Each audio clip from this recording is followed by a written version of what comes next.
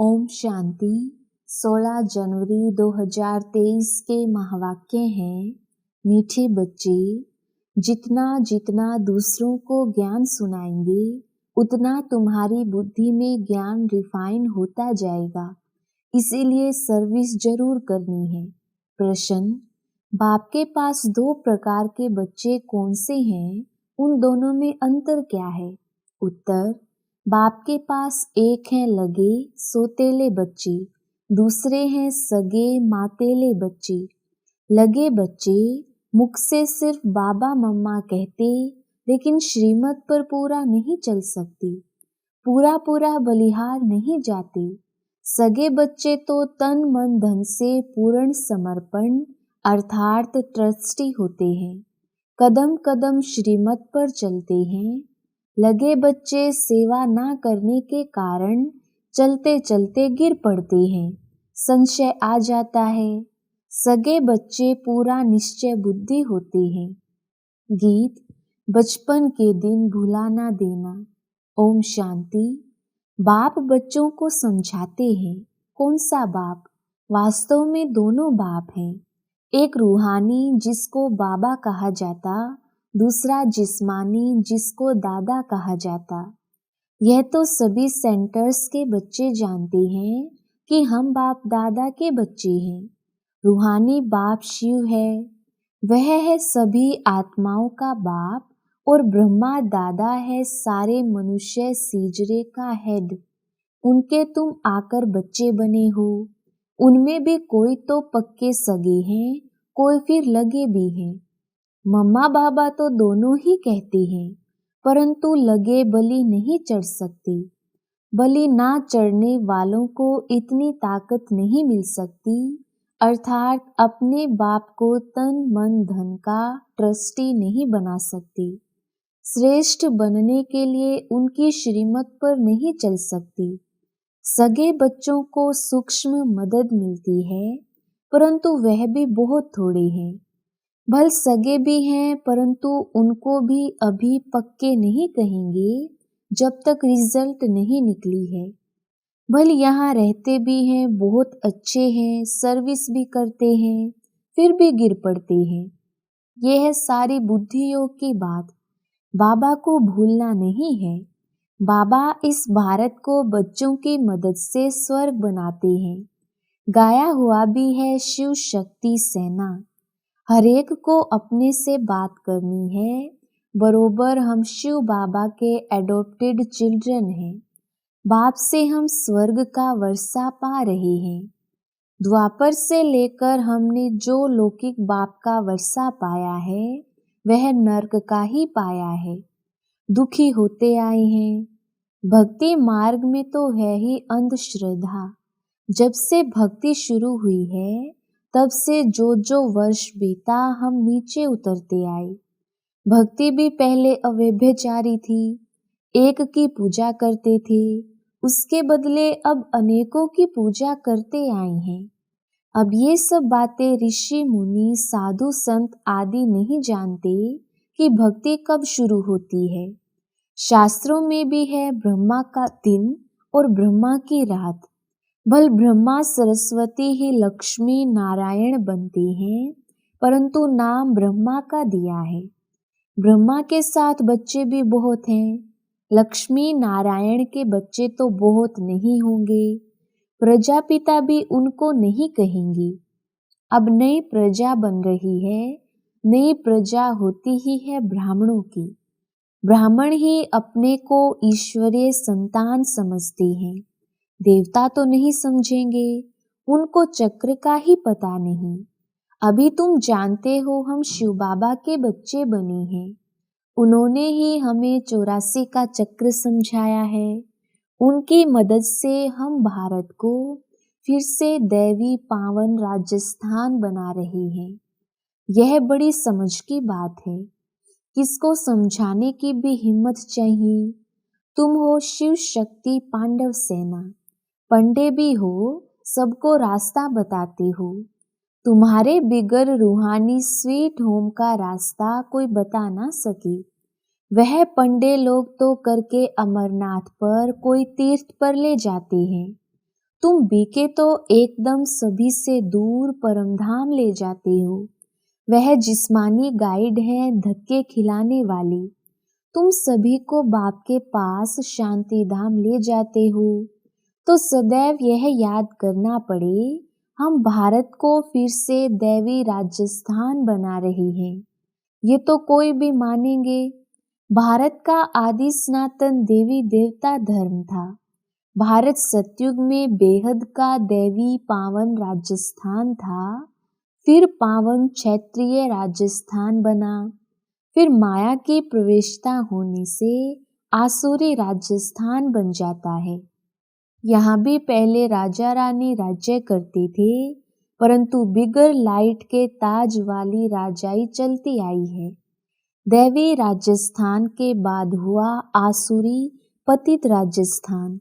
अभी तो पतित प्रजा का स्थान है, पंचायती राजस्थान। वास्तव में इनको राजस्थान कह नहीं सकते, परंतु नाम लगा दिया है। राजाई तो है नहीं। ये भी ड्रामा बना हुआ है। यह लक्ष्मी नारायण के चित्र तुमको बहुत काम आएंगे। इन पर समझाना है। भारत ऐसा डबल सिरताज था। इन लक्ष्मी नारायण का राज्य था। छोटेपन में राधे कृष्ण थे, फिर त्रेता में राम राज्य हुआ, फिर द्वापर में माया आ गई। ये तो बिल्कुल सहज है ना। भारत की हिस्ट्री ज्योग्राफी नटशेल में समझाती है। द्वापर में ही फिर पावन राजा रानी लक्ष्मी नारायण के मंदिर बने। देवताएं स्वयं तो वाम मार्ग में चले गए, पतित होने लग पड़े। फिर जो पावन देवताएं होकर गए हैं, उनके मंदिर बनाकर पूजा शुरू की। पतित ही पावन को माथा टेकते हैं। जब तक ब्रिटिश गवर्नमेंट का राज्य था तो राजा रानी थी। जमींदार भी राजा रानी का लक़ब ले लेती थी। इससे उनका दरबार में मान होता था। अभी तो कोई राजा नहीं है। पीछे जब आपस में लड़े हैं तब मुसलमान आदि आए हैं। अभी तुम बच्चे जानते हो, फिर से कलयुग का अंत आ गया है। विनाश सामने खड़ा है। बाप फिर से राजयोग सिखला रहे हैं। कैसे स्थापना होती है सो तो तुम जानते हो। फिर यह हिस्ट्री ज्योग्राफी मिट जाती है। फिर भक्ति में वो लोग अपनी गीता बना देते हैं। उसमें बहुत फर्क पड़ जाता है। भक्ति के लिए उनको देवी देवता धर्म का पुस्तक जरूर चाहिए। सो ड्रामा अनुसार गीता बना दी है। ऐसे नहीं, भक्ति मार्ग की उस गीता से कोई राजा स्थापन करेंगे व नर से नारायण बनेंगे, बिल्कुल नहीं। अब बाप समझाते हैं, तुम हो गुप्त सेना, बाबा भी गुप्त है। तुमको भी गुप्त योग बल से राजाई प्राप्त करा रहे हैं। बाहुबल से हद की राजाई मिलती है, योग बल से बेहद की राजाई मिलती है। तुम बच्चों को दिल अंदर यह निश्चय है कि हम अभी भारत को वही दैवी राजस्थान बना रहे हैं। जो मेहनत करता है उसकी मेहनत छिपी नहीं रह सकती। विनाश तो होना ही है। गीता में भी यह बात है। पूछते हैं इस समय की मेहनत अनुसार हमको भविष्य में क्या पद मिलेगा। यहाँ भी कोई शरीर छोड़ता है तो संकल्प चलेगा कि यह किस पद को प्राप्त करेगा। सो तो बाप ही जाने कि इसने किस प्रकार से तन मन धन की सेवा की है। यह बच्चे नहीं जान सकते, बाप दादा जाने। बताया भी जा सकता है इस प्रकार की सेवा तुमने की है। ज्ञान उठाया या नहीं, परंतु मदद तो बहुत की है।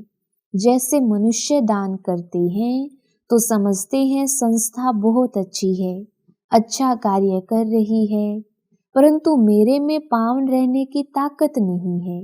मैं यज्ञ को मदद करता हूँ तो उसका भी रिटर्न उनको मिल जाता है। जैसे मनुष्य कॉलेज बनाते हैं, हॉस्पिटल बनाते हैं औरों के लिए, ऐसे नहीं कहेंगे कि मैं बीमार पड़ूं तो हॉस्पिटल में जाऊं।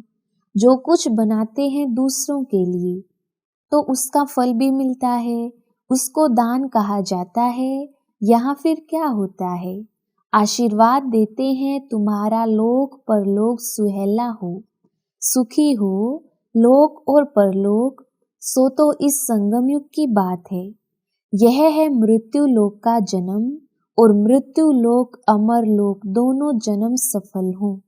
बरोबर तुम्हारा अभी यह जन्म सफल हो रहा है। फिर कोई तन से, कोई मन से, कोई धन से सेवा करते हैं। बहुत हैं जो ज्ञान नहीं उठा सकते हैं, कहते हैं बाबा हमारे में हिम्मत नहीं है, बाकी मदद कर सकते हैं।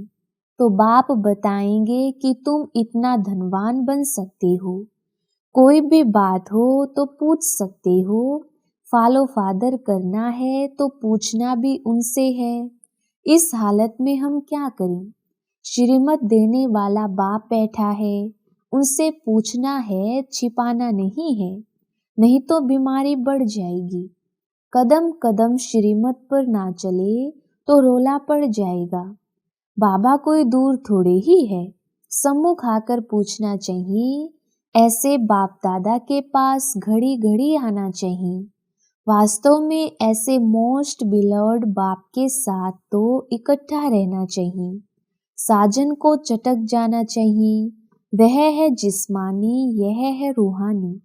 इसमें चटकने की बात नहीं, यहाँ सबको बिठा नहीं देंगे। यह ऐसी चीज है, बस सामने बैठे ही रहें, सुनते ही रहें, उनके मत पर चलते ही रहें। परंतु बाबा कहेंगे यहाँ बैठ नहीं जाना है, गंगा नदी बनो, जाओ सर्विस पर। बच्चों का लव ऐसा होना चाहिए जैसे मस्ताना होता है, परंतु फिर सर्विस भी तो करनी है। निश्चय बुद्धि तो एकदम लटक पड़ते हैं। बच्चे लिखते हैं फलाना बहुत अच्छा निश्चय बुद्धि है। मैं लिखता हूँ कुछ भी नहीं समझा है। अगर निश्चय बुद्धि है कि स्वर्ग का मालिक बनाने वाला बाप आ गया है, तो एक सेकंड भी मिलने बिगर रह ना सके। बहुत ही बच्चियां हैं जो तड़पती हैं, फिर घर बैठे उनको साक्षात्कार होते हैं ब्रह्मा और कृष्ण का। निश्चय हो कि बाप परमधाम से हमें राजधानी देने आए हैं, तो फिर आकर बाबा से मिलें। ऐसे भी आते हैं, फिर समझाया जाता है कि ज्ञान गंगा बनो, प्रजा तो बहुत चाहिए, राजधानी स्थापन हो रही है। यह चित्र समझाने लिए बहुत अच्छा है। तुम किसको भी कह सकते हो कि हम फिर से राजधानी स्थापन कर रहे हैं। विनाश भी सामने खड़ा है। मरने से पहले बाप से वर्षा लेना है। सभी चाहते हैं वन ऑलमाइटी गवर्नमेंट हो। अब सब मिलकर एक थोड़े ही बन सकते हैं। एक राज्य था जरूर जिसका गायन भी है। सत्युग का नाम बहुत बाला है। फिर से उसकी स्थापना हो रही है। कोई इन बातों को झट मानेंगे, कोई नहीं मानेंगे। 5000 वर्ष पहले लक्ष्मी नारायण का राज्य था, फिर इन राजाओं का राज्य हो गया। राजाएं भी अब पतित हो गई हैं। अब फिर पावन लक्ष्मी नारायण का राज्य होगा। तुम्हारे लिए तो समझाना बहुत ही सहज है। हम दैवी राजधानी स्थापन कर रहे हैं, शिव बाबा की श्रीमत से और उनकी मदद से। शिव बाबा से शक्ति भी मिलती है। यह नशा रहना चाहिए। तुम वॉरियर्स हो, मंदिरों में भी तुम जाकर समझा सकते हो, तो स्वर्ग की स्थापना जरूर रचयिता द्वारा ही होगी ना। तुम जानते हो बेहद का बाप एक है। तुम्हारे सम्मुख तुमको ज्ञान श्रृंगार करा रहे हैं, राजयोग सिखला रहे हैं। वो गीता सुनाने वाले कभी राजयोग सिखला ना सके। यह अभी तुम बच्चों की बुद्धि में नशा चढ़ाया जाता है। बाबा आया है स्वर्ग की स्थापना करने। स्वर्ग में है ही पावन राज्य स्थान।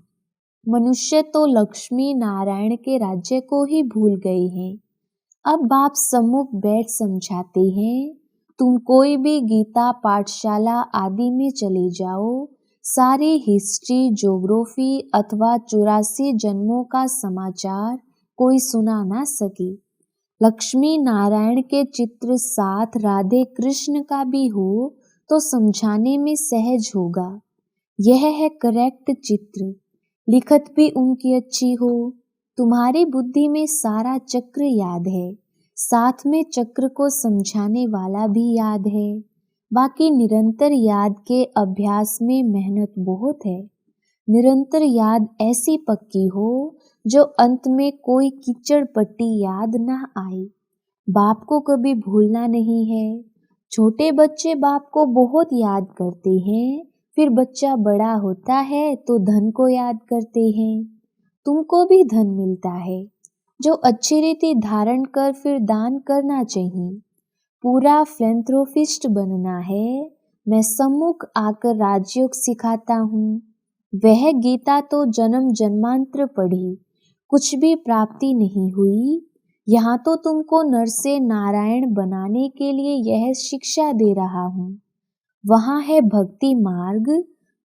यहाँ भी कोटों में कोई निकलेगा जो तुम्हारे दैवी घराने का होगा। फिर ब्राह्मण बनने जरूर आएंगे। फिर चाहे राजा रानी बने चाहे प्रजा, उसमें भी कई तो सुनंती कथंती भागंती हो जाते हैं। जो बच्चा बन फिर फारकती देते हैं, उन पर बहुत दंड पड़ जाता है, कड़ी सजा है। इस समय ऐसा कोई कह नहीं सकता कि हम निरंतर याद करते हैं। अगर कोई कहे तो चार्ट लिखकर भेजे तो बाबा सब समझ जाएंगे। भारत की सेवा में ही तन मन धन लगा रहे हैं।